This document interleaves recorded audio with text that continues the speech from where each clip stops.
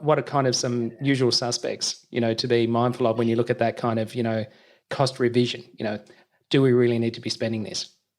Well, that could be things definitely like software, or another one is if you've got team members, just make sure you're paying for the right amount of seats or licenses for that software. That's another tricky one, especially when people leave. Some people don't afford, and including myself, I've found that. So that's one to be mindful of. One that's going to hurt culture though, if you try to sort of trim the fat on that one, is your team members. You don't want to be necessarily just gung ho about firing people or reducing people's hours. That's not going to bode well, not only for that person, but I think that sends the wrong energy around the business. So that's kind of the last thing I'd visit. I'll even put it on the table. Look at your accounting fees. Are you actually getting value from it?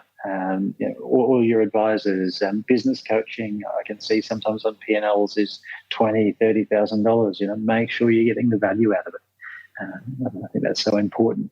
What's a good yardstick, Ben? So when it comes to coaching and mentoring, because that's quite common with a significant percentage of the healthcare market. There's a lot of professional development that goes on. What should you expect to get back on, say, that 20K spend? What is it, 2 to 1, 3 to 1? Is it measured in a different way? Great question, and I definitely think this is so relevant to the actual type of coaching in your business. But I would personally be wanting to see something like a 10 to 1 ROI on sort of coaching like that. Here's some perspective. Some coaches are awesome. There's a lot of, this is like any industry, there's a lot of sharks out there as well. But there's some coaches, and I've heard some feedback that without that coach there would be no business.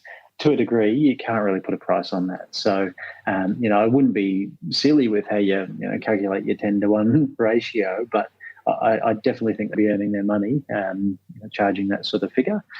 Yeah, so that's my perspective on it.